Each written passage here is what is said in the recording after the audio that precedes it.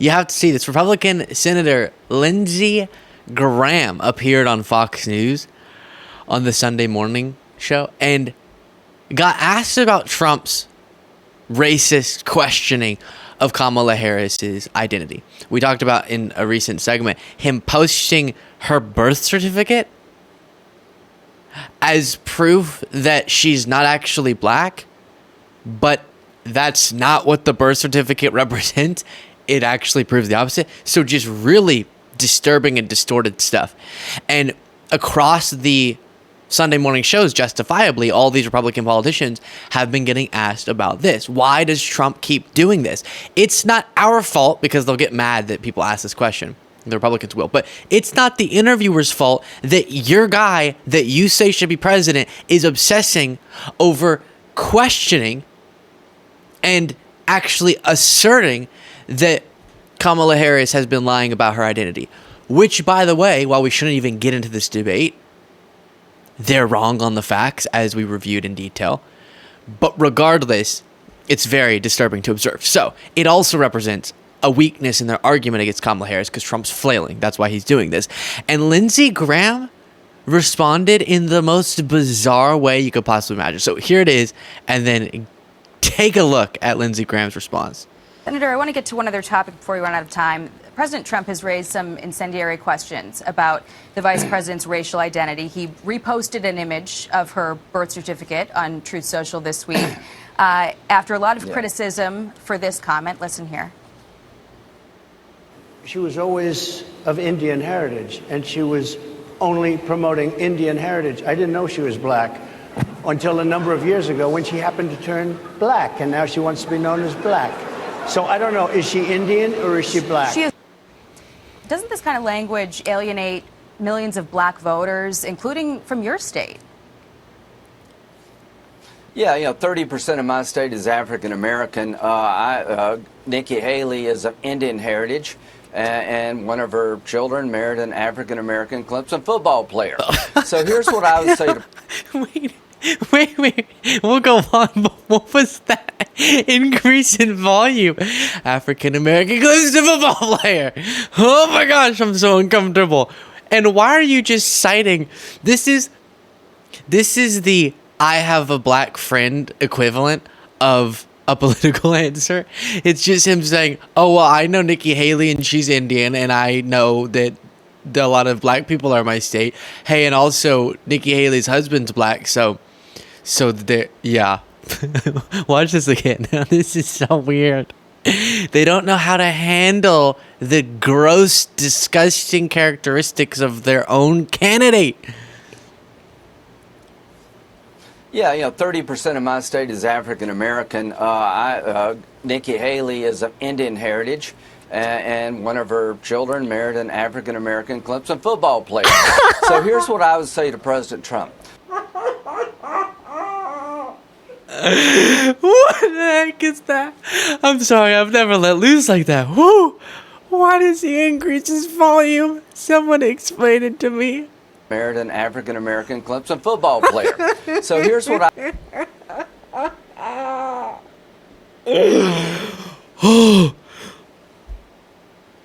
Okay, one more time. Wow. I almost collapsed a lung there. One more time, okay. Then I promise we're going to listen to this through.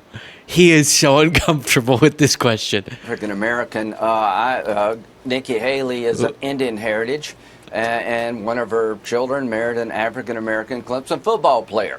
So here's what I would say to President Trump. The problem I have with Kamala Harris is not her heritage, it's her judgment. She has been wrong about everything. When she tried to explain what she would do about inflation and an upcoming recession, it made no sense. It's gibberish. She's been in the witness protection program. Nobody will ask her a hard question. Every day we're talking about her heritage and not her terrible, dangerous liberal record throughout her entire political life. It's a good day for her and a bad day for us. So I would encourage President Trump to prosecute the case against Kamala Harris's back. Okay, so I'm sorry. This is a first in Luke Beasley Show history right here. I genuinely lost the ability to breathe for a second there. And Nikki Haley married an African-American Clemson football player. So let me recover from that. And I will play more from this. You can see the Fox host is about to follow up. But what you're hearing there is him first. I guess the point I think he's trying to make is not necessarily I have a black friend or I have an Indian friend, but instead, hey, Trump, let me explain, little boy. Let me explain, little bubby. Trump, the concept of being biracial, right? And so, Trump, you know Nikki Haley? I know you don't like her, but you know Nikki Haley? So she has a black husband, and their children would be something that we describe as biracial. And so sometimes they'll talk about their Indian heritage. Sometimes they'll talk about their father's side and their black identity. And that is perfectly wonderful. You taking issue with that is not about Kamala Harris. It's about you. It's about your bigotry or stupidity, not understanding this concept. But I think this is Trump race baiting. What did Lindsey Graham call him back when Lindsey Graham had the slightest bit of principles? A race baiting, xenophobic religious bigot. That's what Lindsey Graham said about Trump. Now he's kissing his rear end. But here he's trying in light wording, in case Trump's watching, to say, please don't talk about this. It's destroying the campaign, which it is. We'll look at polling a little bit later. This is a disaster for Trump's campaign. And as long as he focuses his attacks on Kamala Harris's identity, something that, aside from Trump and only his most hardcore supporters, nobody understands this obsession and everyone's repulsed by it, Trump's gonna lose if that's his line of attack. Think about this. All the people who watch the show regularly, if you divide just the people who aren't subscribed, that group, if each and every one of you click the subscribe button today, we'd be instantly to 1 million subscribers. That'd be pretty cool. Click it if you haven't already. Thank you so much. Back to the video. Here's the follow-up.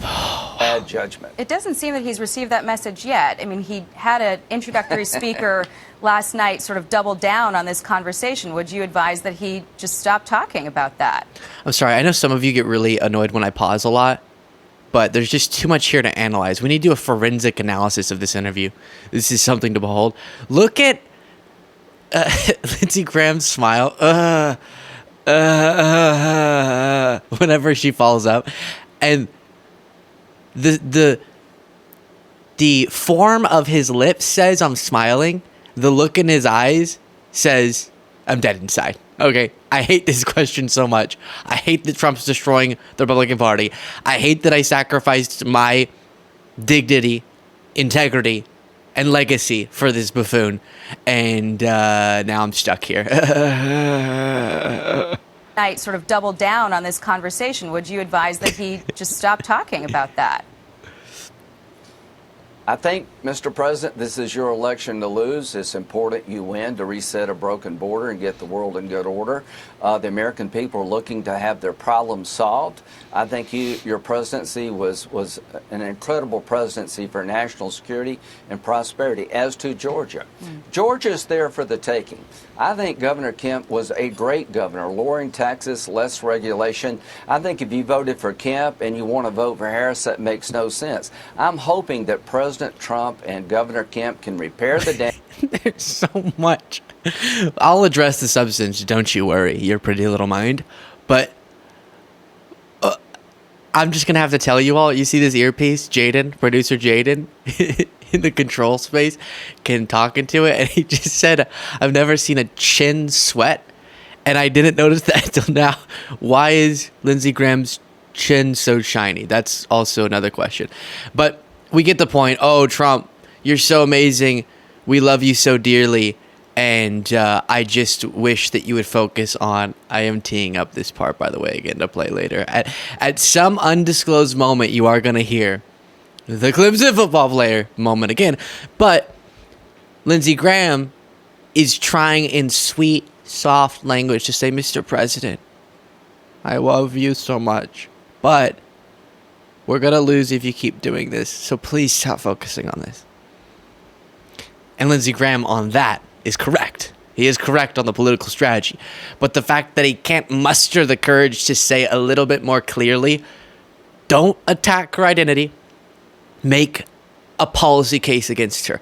So then my thing to MAGA is, I am really pumped about the policy agenda that Kamala Harris is laying out for a potential first term of hers.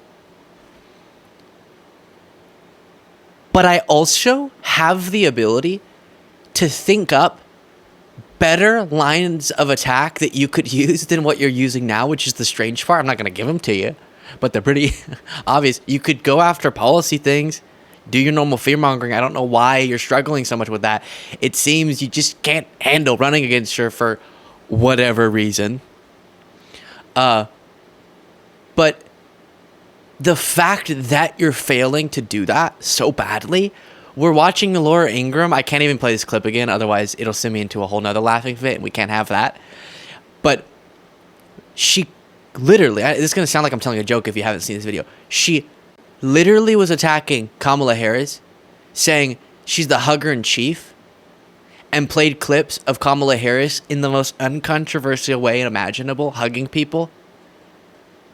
And that was it. Well, you're attacking her for hugging and laughing. Hugging and laughing. So that tells us that Kamala Harris must be great on policy, because you would be bringing up the policy failures if you had them, right? And apparently, this is not going well for Republicans in terms of polling. Look at the favorability rating in recent days of Kamala Harris.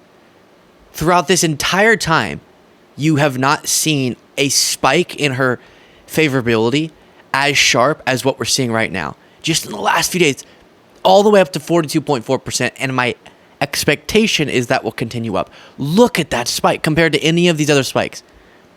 None. And then boom, a spike in her favorability.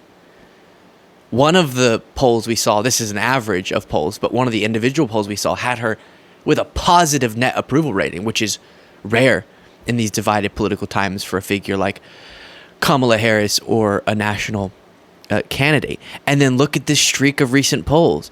Harris leading in multiple of the recent national polls. And interestingly enough, the 538 average of polls, even though they just started putting this together for the Harris-Trump matchup, but you can see she's now leading in the average of polls nationally. And to give you one particular example of the difference between Biden and her, just the shift we've seen in polling just since that switch out. Mediaite reports Vice President Kamala Harris has the lead over former President Donald Trump nationally in a brand new CBS poll.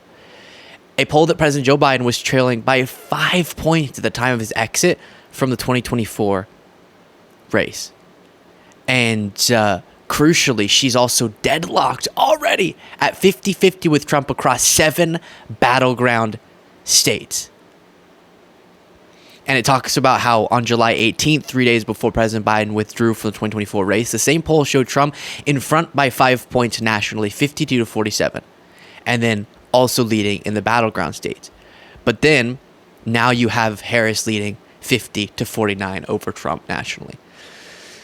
And now the battleground states, you have Harris in either a deadlock, as it says, in some of them, or by some of the polling we've looked at, leading in certain states.